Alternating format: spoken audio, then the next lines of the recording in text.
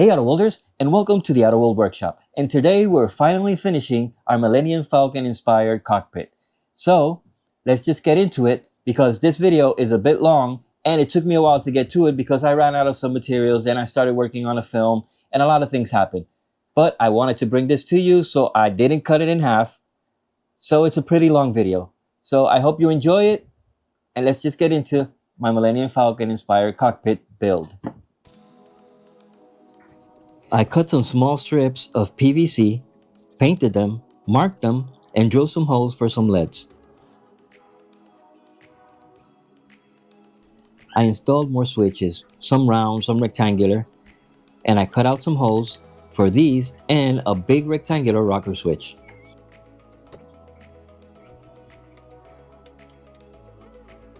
I then glued down these PVC strips and used them as guides to drill the holes all the way through.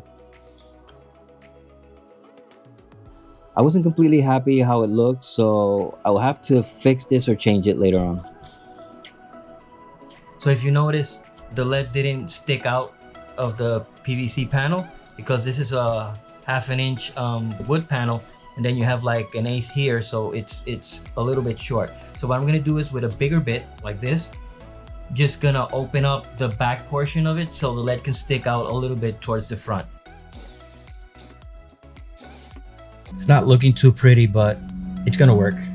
I'll sand it a bit down, and just thing is that the LED goes a little bit more in. Let's do that to all of these and the ones on the other side.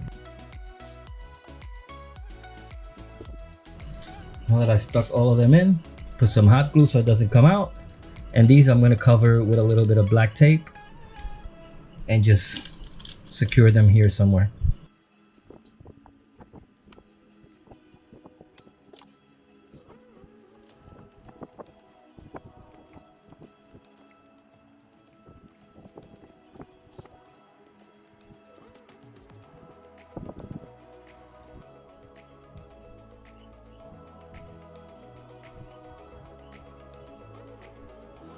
These are connections for a speaker box, and I'm using them to add more detail to the dashboard.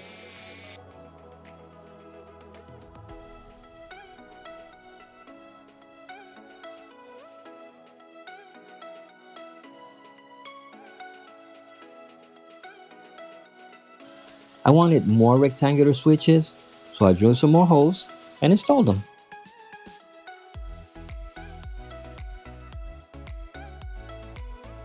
These greeblies were made by pouring some casting resin into some blister packs that I had saved because I found the shape of them interesting. So I'm going to use a hard dry motor, put a skinny screw right through it. I'm going to mark it here, then just drill a tinier hole so this could go in tight. So I'm going to put it around here because I might use either this one. I might use either this one or that one, just to put it like around here somewhere. I think that'll be the place right there. Just mark it in there. There's a little hole. Shine it there. It still spins. So I think I'm going to use either this one. This one does not spin, but for this I'm going to have to make a hole there. I think it does look nice, so I'm going to mark this one because the other option is this one, and it also spins. It could be good so we can play with it. I think I kind of like the clean look of just 3 different circles here. I put this one in here. I'm gonna mark it. That mark. Look for a bit and just make a hole. Speed up a little bit of that PVC. I think that'll be good enough. Let me see. Yep. Put a little bit of glue in there.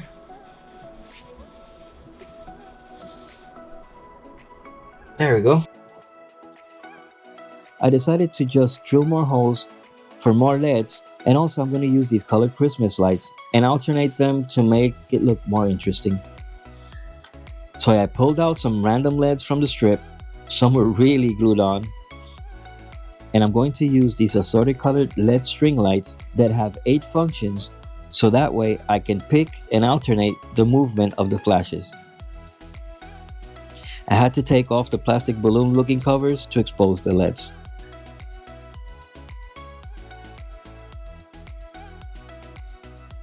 I then picked out colors and placed them where I had removed the white LEDs.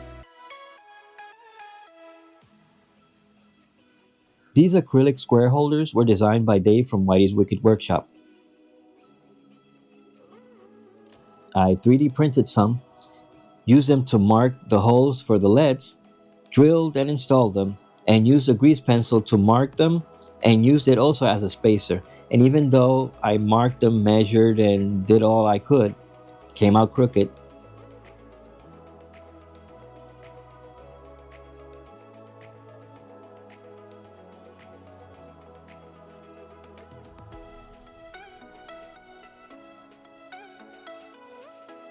Okay, so I have this 24 2 gauge cable. I'm going to use this to connect all the switches and all the buttons. For now, it's just going to be for lighting. But later on, I'm planning in the future just getting some soundboards and stuff like that and have some of these buttons do stuff. There are still some buttons that are going to turn on and turn off some of the lights and other features, but that'll be done later on. So now let's just connect them. I'm going to connect them, just strip them and connect them. And then later on, I'm going to solder them. So if you see me just connecting them all, it's just make sure it's working. And then later on, I'll come in with a soldering iron and just secure that all in. Something I'm going to do while I'm wiring, I'm going to use a 9-volt battery to just check the polarity of all the switches, all the buttons. I think they turn on either way, but you know, most of the time LEDs are just work in one direction. So that's why there's a positive and a negative. And this is what I'm going to use to test them one by one, make sure it's all the right polarity.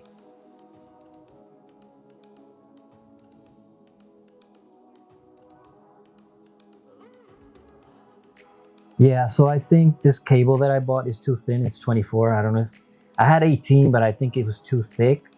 I'm gonna have to use the 18.2 that I have because this one is just breaking off too easily and it's gonna break off the connections, and I want something to be pretty permanent. So I tried soldering it first. It still snaps off because it's so thin. It has just a little bit of copper in there and it's just snapping off. So I'm going to use 18.2, even though I consider it to be too thick. That's what I have on hand. I ordered this one, 100 feet of it. And maybe I should have ordered 22. I don't know. Well, it is what it is. So let's just get on with it, and maybe I can use this cable for something else.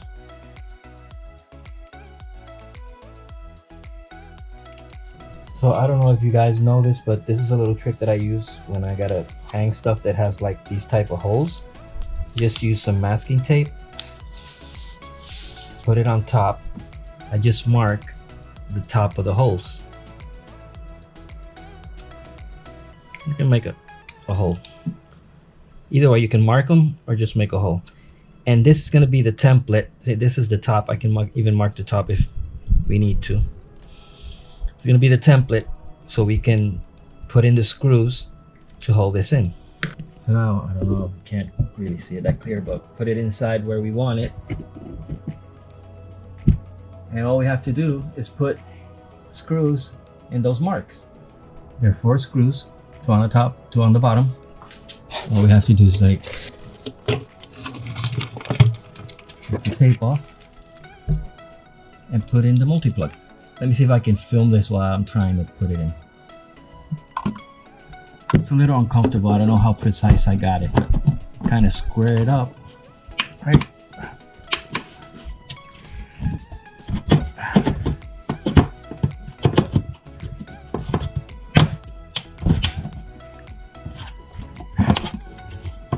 Yeah, it's hard to do it with one hand, but it's in there. There it is. There it is. Yeah. There you go. Great. So this cable goes all the way to the outlet on the wall, and I have this controller here where I can plug in the multi-plug, and this activates either by pressing here or by an app like Google or Siri or something like that. So put this in here. I'm going to secure the cable later.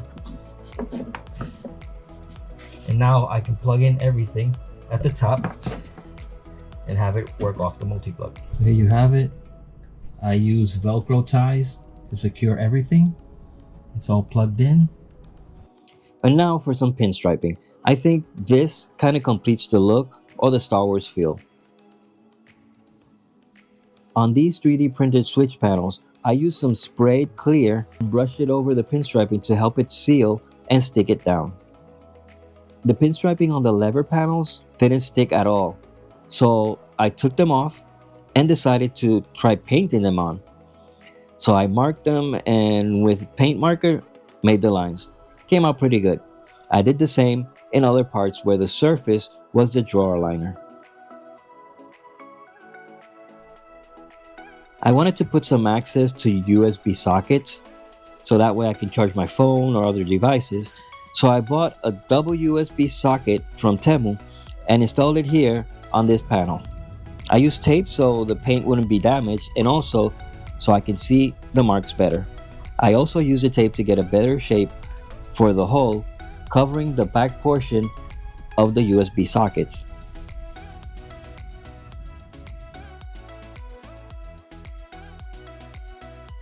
So I cut the hole, installed the sockets, and connected it to a 12-volt power plug.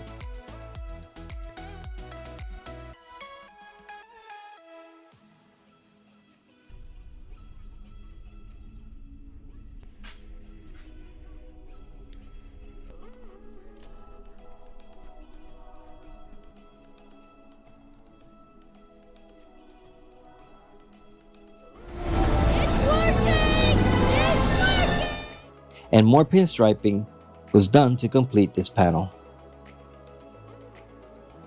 I made a final panel for the left corner of my dashboard with a piece of PVC, making holes for some LEDs and then gluing on some colored acrylic domes over the LEDs and a painted greebly that came from a small propane tank.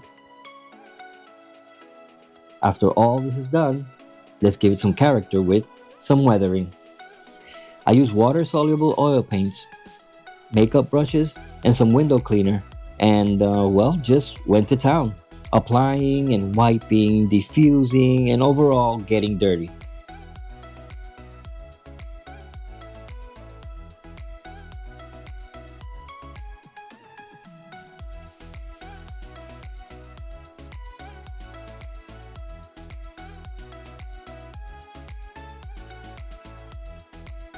And even the foam panels got dirty.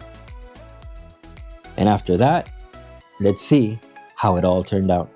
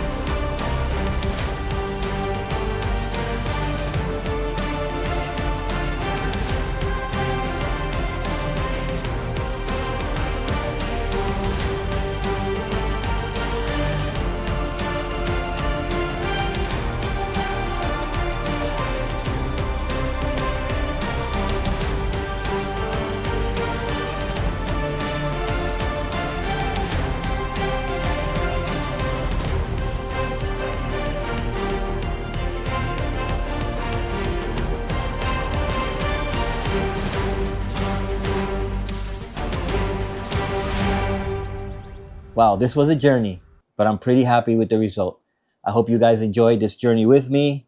I know it's been a long time coming. It took me a while to get this last video done, but as you saw, it was a lot of work, and yeah, it takes time to do these projects, and it's not perfect, but I love it. It's mine, and I had a lot of fun making it. I hope you guys had a lot of fun just watching me make it and all the problems I had and how I got through them. It's just part of the process and it's part of the fun. So thank you once again for being here with me in the Outer World Workshop. If you like this video, give us a like down in the bottom. And if you haven't subscribed already, you can hit that subscribe button and also the bell so you can be notified when we make more videos like this. So thank you once again and see you next time when we make something out of this world.